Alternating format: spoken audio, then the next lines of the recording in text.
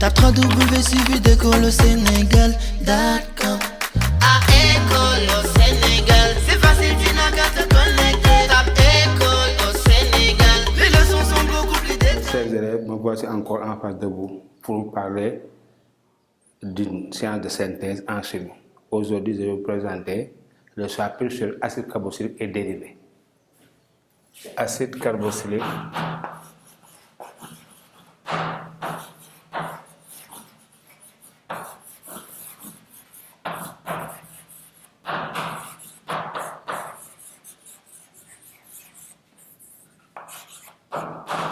Ok. Chers élèves, vous savez bien que la leçon est dans la plateforme. Donc, comme c'est une science de synthèse, nous allons donc résoudre un problème de bac. Je vais donc proposer une science de synthèse, comme si on était en phase d'un exercice de bac qui parle d'acide carboxylique et dérivés. On va se poser toutes les questions, comme d'habitude. Nous allons vers l'essentiel. Supposons que l'exercice 1 du bac concerne les acides carboxyliques et dérivés. Donc, on va essayer de résoudre cet exercice-là en se posant toutes les questions possibles. D'accord. Donc, généralement, ici, supposons qu'on considère un acide carboxylique A. Donc, un acide carboxylique A. Donc, la famille chimique des acides carboxyliques, c'est RCOH. Elle peut être un atome d'hydrogène, un radical alkyle ou bien un radical aryle. Donc, c'est ça. Maintenant, on va considérer une masse M de A qu'on dissout dans un volume S. On considère une masse M de l'acide carboxylique que l'on dissout dans un volume appelé Vs. Vs peut être égal à 1 litre, peut être égal à 2 litres, ou bien peut être égal à 500 ml. Maintenant, la première question, on va vous demander de déterminer la formule brute de l'acide. Et généralement, qu'est-ce qu'il faut faire? On prélève une quantité, un volume VA, on prélèvement. On fait un prélèvement d'un volume VA de l'acide connu. On fait un prélèvement d'un volume VA de l'acide connu. VA peut être égal à 10 ml, 20 ml, 25 ml, 30 ml. Maintenant, que l'on dose par une solution de soude de concentration CB, dosage, donc NaOH, CB connu, et BB aussi connu. CB la constante. Donc, généralement c'est comme ça. Je reprends. On a une solution d'acide A dont on ignore sa formule chimique. On connaît la masse. On pèse à l'aide d'une balance, on pèse la masse de l'acide. Cette masse est dissoute dans un volume de solution VS. VS peut être égal à 1 litre, 2 litres ou bien 500 ml. Maintenant, qu'est-ce qu'il faut faire? On prélève un volume VA de la solution d'acide. Donc, VA est connu. On prélève 10 ml, 20 ml, 25 ml, 30 ml. Que l'on dose par une solution de soude de concentration CB. CB est connu. Maintenant, VB, c'est le volume versé à l'équivalence. Donc, c'est VB est le volume qui a servi à doser. Donc, ici, le prélèvement nous permet de connaître quoi, chers élèves? Le prélèvement nous permet de déterminer la concentration CA de l'acide. On va déterminer CA. C'est CA qui est inconnu. Donc, le dosage nous permet de déterminer la concentration de l'acide. Maintenant, on aura à l'équivalence acido-basique, à l'équivalence acido-basique, on a CA, VA égale CB, VB. Et ici, on aura CA égale CB, VB sur VA. Et on fait l'application numérique.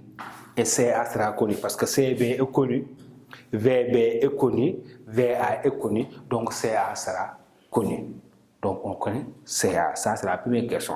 Après avoir connu CA, maintenant on retourne, on sera maintenant en mesure de connaître la formule brute du composé. En disant quoi? La relation, c'est-à-dire qu'on aura dans ce cas Na de la solution égale à masse de A sur la masse molaire de A. Et ça égale à Ca fois Vs. Si on utilise MA, on prend Vs. Et beaucoup d'élèves font cette erreur-là. En utilisant MA, ils utilisent VA. Alors ici, Na, c'est le nombre de moles d'acide dans la solution. Et la solution a pour volume Vs et non VA. Donc ces élèves, c'est là où vous faites une erreur. Donc attention à cette erreur. Parce que si vous faites cette erreur-là, vous passez à côté. Vous ne serez plus en mesure de déterminer la formule. Vous n'aurez pas la bonne formule. Donc il faut être très vigilant et ne pas mélanger les données. Donc Na égale Ma sur Ma égale à CaVS. Si on utilise Ma ici, c'est la masse de l'acide dans la solution. Donc on prend le volume de la solution et non le volume VA. Ici, le volume VA nous sert uniquement à doser l'acide, à déterminer la concentration molaire de l'acide. Dans ce cas maintenant, on a déduit Ma. Dans ce cas ici, on aura Ma, ces élèves, et MA, donc Ma va être égal à CaVS sur Ma.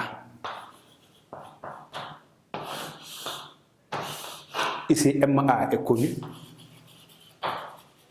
Vs est connu, donc toutes les grandeurs là sont connues, donc on peut calculer Ma égale Ca, Ca est déterminé là, Vs c'est donné dans l'énoncé, Ma a été déterminé par pesée, donc en appliquant, on a Ma, donc Ma est trouvé. Supposons qu'en faisant le calcul, on trouve Ma par exemple égale à 60 grammes par mol. Supposons qu'on trouve Ma égale à 60 grammes par mol. Donc, si la masse molaire de l'acide est connue, on peut en déduire sa formule brute. D'accord, hein? Donc, ici, on considère le cas où l'acide est, la R est un radical alkyle. Dans ce cas, on aura Ma, c'est quoi? C'est AA pour formule. En fonction du nombre d'atomes de carbone, l'acide carboxylique peut s'écrire sous cette forme-là. En fonction du nombre d'atomes de carbone, A peut s'écrire sous cette forme-là. CnH2nO2. Donc on aura M de CnH2nO2, dans ce cas, égal à 60 grammes par mol. Donc ici on aura 14N plus 32 égale à 60.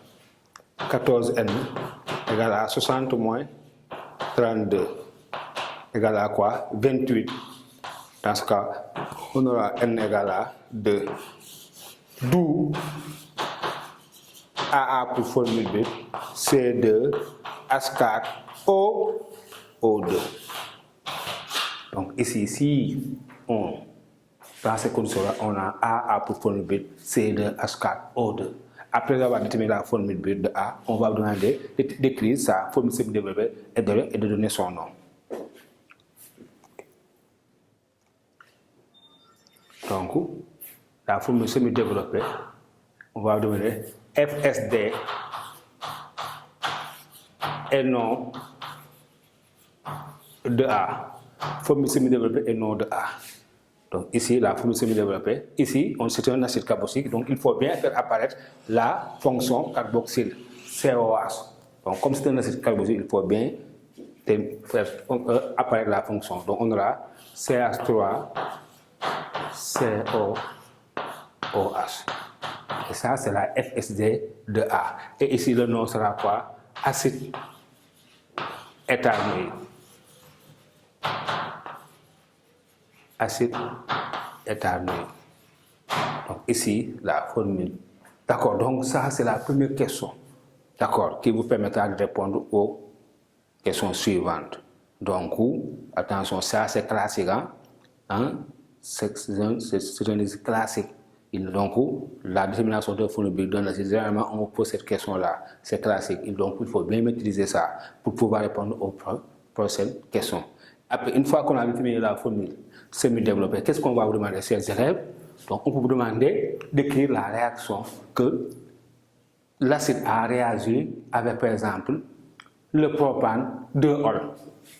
Par exemple, acide A plus propane 2-ol. Vous demandez d'écrire l'équation bilan de la réaction et donner ses caractéristiques. Écrire a réagi avec du propane 2-ol. Écrire l'équation bilan de la réaction, donner son nom et ses caractéristiques. Donc j'écris CH3 COOH plus CH3 propane 2-ol COH. Et là, on aura une esterification directe. Et il y a une double flèche. On aura CH3 COO CH CH3 CH3 plus H2O. D'accord? Ici, ce composé-là, on l'appellera peut-être le composé B. Ici, quel est le nom de cette réaction-là, chers élèves? On l'appelle une esterification directe. La réaction est une esterification directe. Il faut bien préciser, hein, directe, parce qu'il y a une esterification indirecte. Donc, comme il s'agit d'une esterification, il faut bien préciser le caractère. Est-ce que c'est direct, est-ce que c'est indirect? Ici, on est dans le cas d'une esterification directe. Et ses caractéristiques, comment est cette réaction-là? Elle est lente, limitée et athermique. Ces trois mots-là suffisent à caractériser l'esterification directe. Il y a certains élèves qui ajoutent réversible. C'est bon, mais ces trois-là, hein, le mot lente, limité et athermique, elles sont largement suffisants pour caractériser cette esterification-là directe. Ok, maintenant on peut vous demander de déterminer, de donner le nom de B. B est un ester, parce que A+, l'action d'un acide carboxylique sur un alcool, produit de l'ester et de l'eau. Donc ici, quel sera le nom de B? B est un ester. Et on sait quoi? Que les esters sont des alcanoates d'alkyle. D'accord? Donc ici, le nom sera, il est issu de l'acide éthanoïque et du propane 2-ol. Donc l'acide éthanoïque va donner éthanoate.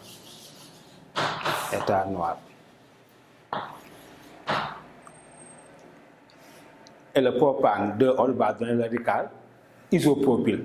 Propane 1-ol donne le radical propyl. Propane 2-ol donne le radical isopropyl. Donc on dira éthanoate d'isopropyl. D'accord. Maintenant, là aussi, on peut vous demander, chers élèves, comment faut-il faire pour accélérer cette réaction-là? Cette réaction-là, elle est lente. On voudrait l'accélérer. Qu'est-ce qu'il faut faire, chers élèves? Il faut donc chauffer. On peut chauffer. Donc, en chauffant le milieu réactionnel, cette réaction-là va s'accélérer. Donc, question, comment faut-il faire pour accélérer la réaction? Il faut répondre, on peut la chauffer. Ça veut dire, on peut chauffer cette réaction-là. Si on chauffe cette réaction-là, elle deviendra, elle s'accélère. D'accord, hein? Ok. Maintenant, question suivante. On peut vous dire, on voudrait que la réaction là soit lente. Là, qu'est-ce qu'il faut faire? On pourrait remplacer l'acide éthanoïque par un de ses dérivés.